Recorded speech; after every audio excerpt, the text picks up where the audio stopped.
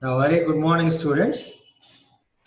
Now we are in the third unit labeled school life, and we have three different parts here as usual.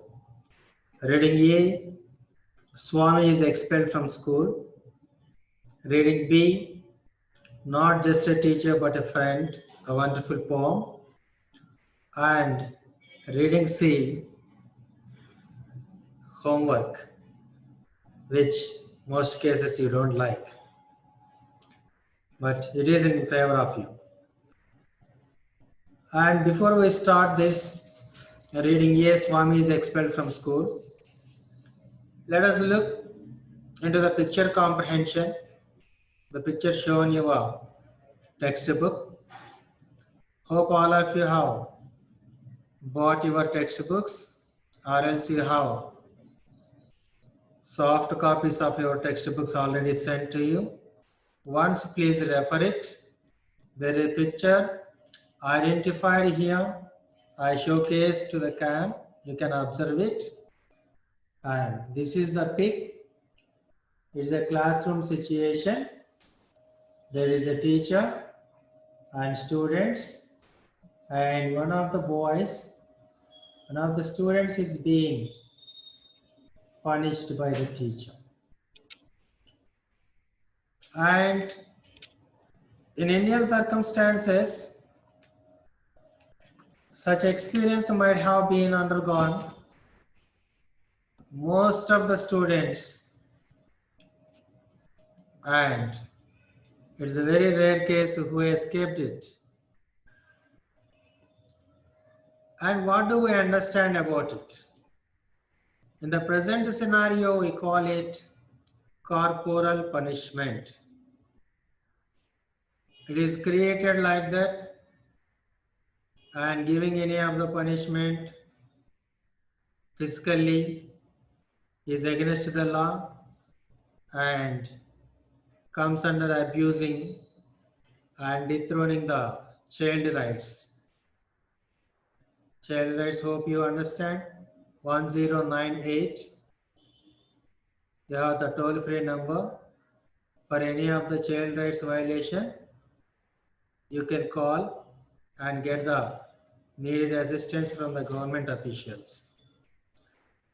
So, putting aside that, this is an Indian classroom environment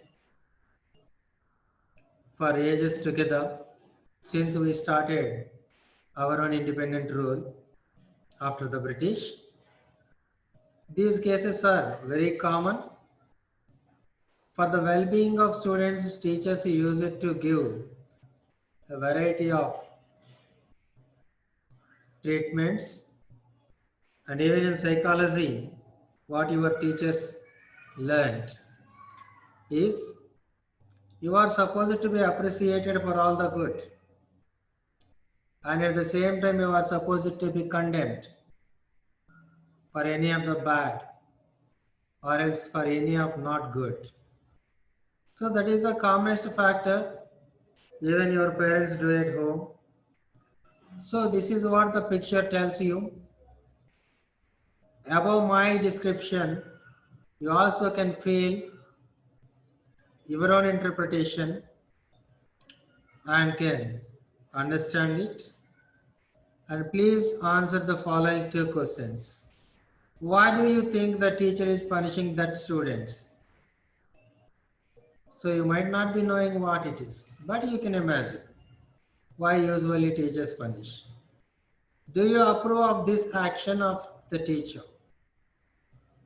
That is up to you. You essentially need not say yes or no. Whatever you feel, your free will, you can express. And if you say yes, why? If you say no, why? That reason is supposed to be in your answer. So please mention all these answers in your classwork. Hope all of you purchased your notebooks. And second question, can you suggest a few steps to correct the students causing nuisance? Definitely there might be one or two students in your class might be naughty, disturbing. In such cases, What can be done to control them? Of course, teachers have their own intellectual ways rather than corporal punishment. But as a student, how do you think divergently? So, please go through the picture, comprehend it, make your own imagination, and try to answer it. Let's come to reading A. Swami expelled from school. Swami is expelled from school. Yeah. This lesson of yours is an extract from the writings of the greatest Indian English writer, that is R.K. Narayan. Hope you recollect Malgudi days, where Swami is a hero, a boy hero. Swami, how he undergone a variety of escapes, variety of punishments, and it's really a series of wonders. And most cases you could have watched on TV Malgudi days. Okay. So earlier, almost all the English writings were written by only the British or American. The foremost English writers from India are labeled as Shakuntala Devi, Sarojini Devi, and R.K. Narayan. These are the foremost writers from India. Later, few others started imitating them. If it's not imitating, they too started their career writing in English. Because though they are core Indians and patriotic, they recognized that English is a world language. Through this, we can reach the world readers. Imagine, you know that I am a Telugu lover, but still I say, if we write something creative in Telugu, only Telugu people can read. So, the writer can reach only Telugu readers. Where you choose international language English, you can reach across the globe. This is the logic. So, this is what even English education was encouraged during the times of British as well as even after independence. But we have a wrong concept, and every year for the forthcoming August 15th, we advocate on dais, British have made a great loss to us and all. But I don't accept it because introduction of language English is a wide scope for all the people who could read and talk and converse in English to reach each corner of the globe. By this, even though we are being suppressed, our suppression can be well explained to the rest of the world. This is what our national freedom fighters like Tilak, Nehru, Gandhi, Subhash Chandra Bose, all they have done. The better example, Subhash Chandra Bose, he could take the suppression of Indian people to far off the eastern nations. How it is done? Because he got well educated in English. That's what it is done. So, of course, the British might be our enemy, but not the English. So, everyone is supposed to understand it. Let us brief the biography of R.K. Narayan.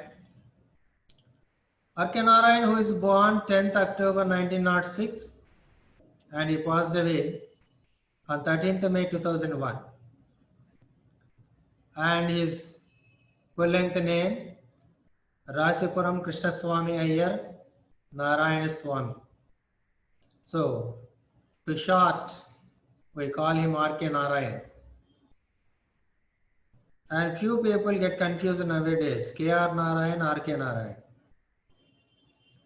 K.R. Narayan is a Keralite, former president of India. R.K. Narayan is a Tamilian. He is only the member of parliament once to the Rajya Sabha, and he is basically a writer. Okay? And you know, his brother is a famous cartoonist. For a long period of time, in the Hindu newspaper, he was a cartoonist. Let us continue this biography. He was an Indian author whose works of fiction include a series of books about people and their interactions in an imagined town in India called Malgudi. In fact, there is no town called Malgudi, but he created it. Few of the creations, they last long. This is just like Disneyland. Most of the children, almost 100% of you, aware of what is Disneyland. Likewise, Malgudi is also such kind of city, imaginary city, but existed in the young minds. Almost all the younger generation who are little educated definitely might have studied this Malgudi days. He is credited with bringing Indian literature and English to the rest of the world. So, he is the first male Indian English writer to start with in English. And his stories, Swami and his friends, the Bachelor of Arts, the English teacher, and the financial expert are his popular works. The present extract is from Swami and Friends. His narratives highlight social context and provide a feel for his characters through everyday life. In a writing career that spanned over 60 years, Narayan received many awards and honors. These include the A.C. Benson Medal from Royal Society, London.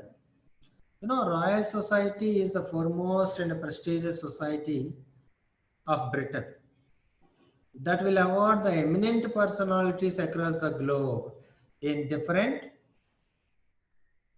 fields. The membership in Royal Society itself is a lifetime achievement. So, he was awarded by the Royal Society. From the Royal Society of Literature and the Padma Vibhushan from Indian government, and India's second highest civilian award it is Padma Vibhushan. You know, civilian awards, Padma Shri, Padma Bhushan, Padma Vibhushan, Bharat Ratna, all these are civilian awards. Whereas awards that are awarded to the military forces like Shaurya Chakra, Veera Chakra, Parama Chakra, Param Veera Chakra, Ashoka Chakra, all these are gallantry awards. So you need to have this general knowledge. Okay? Yeah, apart from that, he was also nominated to the Rajya Sabha, the upper house of the Indian Parliament. In 90s, he was the member of parliament for 6 years. And he contributed a lot for the Indian students in the form of putting a bill for the reduction of weightage of your school baggage. He is the first person who thought of Indian child. Earlier, even nowadays, many students in many schools across India are carrying heavy loads of bags with books on their back. This is going to be a hinder for their growth and development. Your spinal cord get affected, damaged. So, to arrest this danger for future generation, he put the bill in the parliament on independent um, purpose. So, this is how he made a great favor to you, and all the youngsters in India are supposed to be thankful to him for bringing such an innovative bill for Indian students. And coming to the lesson, as it is already explained, it is an extract from Swami and Friends. As we have been going through starting from 8th class, we have a drama script, and regarding the poem, we have a script. All these scripts are to be initiated with a setting. So what might be the setting here for the extract? The setting of the story is a classroom, an ordinary Indian classroom in in a town called Malgudi. Okay? And the situation is, scene of action starts with taking attendance in the classroom. Yeah, I'm going through the reading of first paragraph. Please observe it. Later on we get back and explain.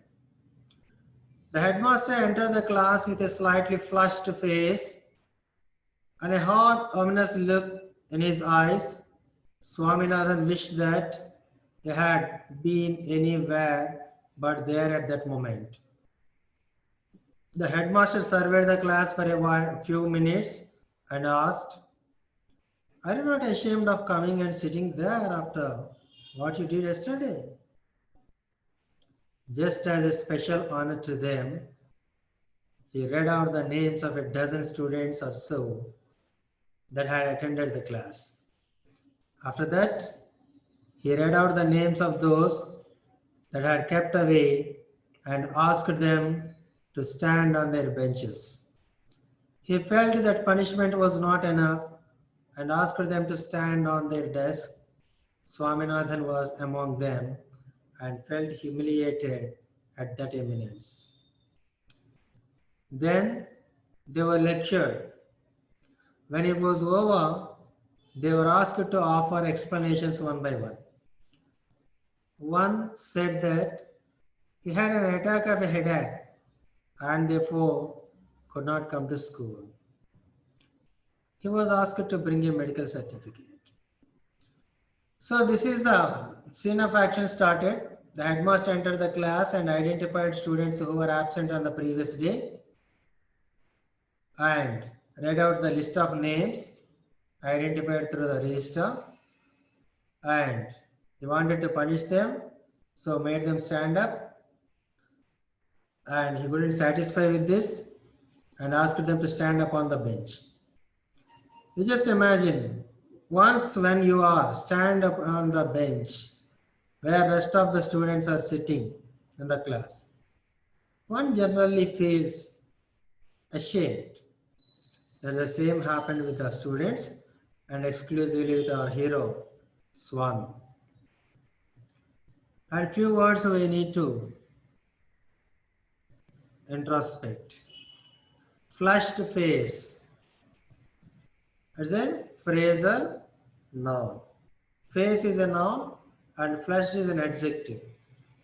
But adjective is supporting the name so that it is phrasal noun.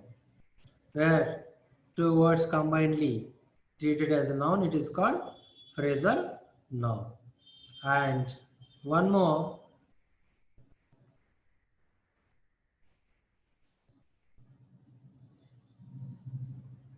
humiliated. What does it mean the humiliation is? If you are punished physically, that is only a physical pain. But when you are hurt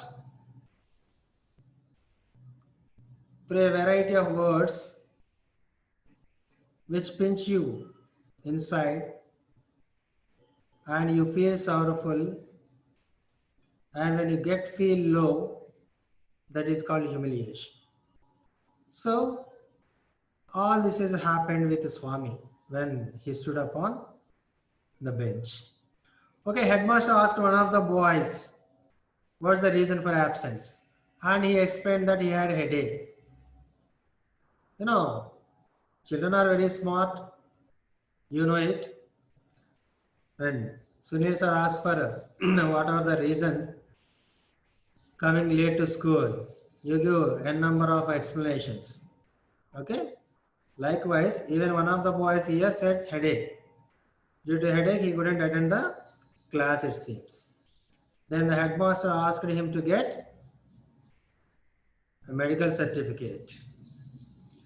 Then, proceeding to second paragraph,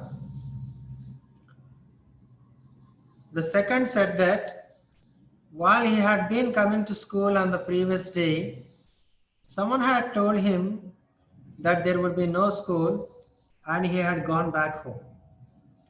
The headmaster replied that if he was going to listen to every loafer who said there would be no school, he deserved to be flogged. Anyway, why did he not come to school and verify? No answer. The punishment was pronounced 10 days attendance cancelled, 2 rupees fine, and the whole day to be spent on the desk. Next, third person. The third said that he had an attack of headache. The fourth said that he had stomachache. The fifth said that his grandmother died suddenly just he was starting for school. The headmaster asked him if he could bring a letter from his father. No, he had no father. Then who was his guardian? His grandmother. But the grandmother was dead. Was she not? No, it was another grandmother. The headmaster asked how many grandmothers a person could have. No answer. Could he bring a letter from his neighbors? No, he could not. None of his neighbors could read or write because he lived in a very illiterate part of Elmont Street. Then the headmaster offered to send a teacher to his illiterate locality to ascertain from the boy's neighbors if the death of the grandmother was a fact. A pause, some perspiration, and then the answer that the neighbors could not possibly know anything about it, since the grandmother died in the village. The headmaster hit him on the knuckles with his cane, called him a street dog, and pronounced the punishment 15 days suspension. See how funny it is. That's what children are a little funny and naughty too. Of course, few earlier students they said some reasonable reasons. One can believe it. But this naughty boy unnecessarily killed his grandmother to escape from headmaster.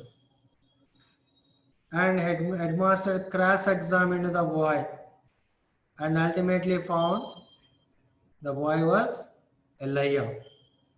And so he punished him with 15 days suspension.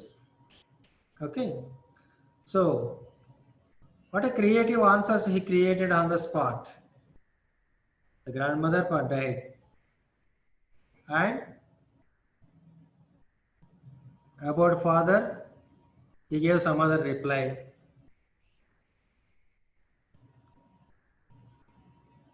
When he was asked to get some proof from neighbors, again he changed his reply. The grandmother passed away in the village. So, by all the means he used his intellectuality in telling the lies. But somehow, teachers are that much psychologically trained. One can easily identify whether you are telling lie or truth. So it is identified the boy was telling a lie. Yeah. Proceeding to next. When Swaminathan's turn came, he looked around helplessly. Rajam sat on the third bench in front and resolutely looked away. He was gazing at the blackboard intently.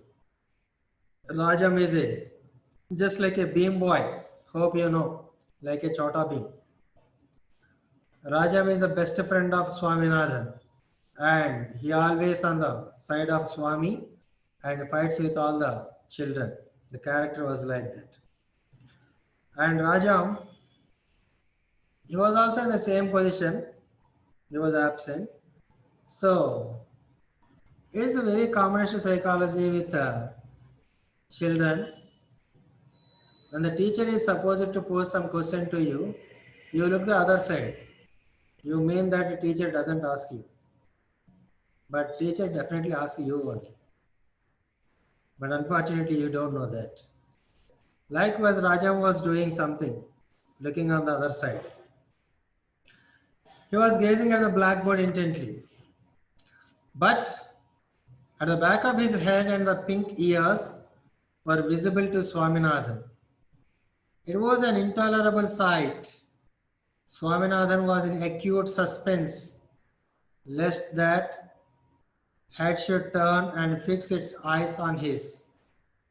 He felt that he would drop from the desk to the floor. If that happened, the pink ears, 3 benches off, made him incapable of speech. If only somebody would put a blackboard between his eyes and those pink ears. So he's trying to escape the eyes of the headmaster to the maximum extent by trying all this. He was deaf to the question that headmaster was putting to him. A rap on his body from the headmaster's cane brought him to himself.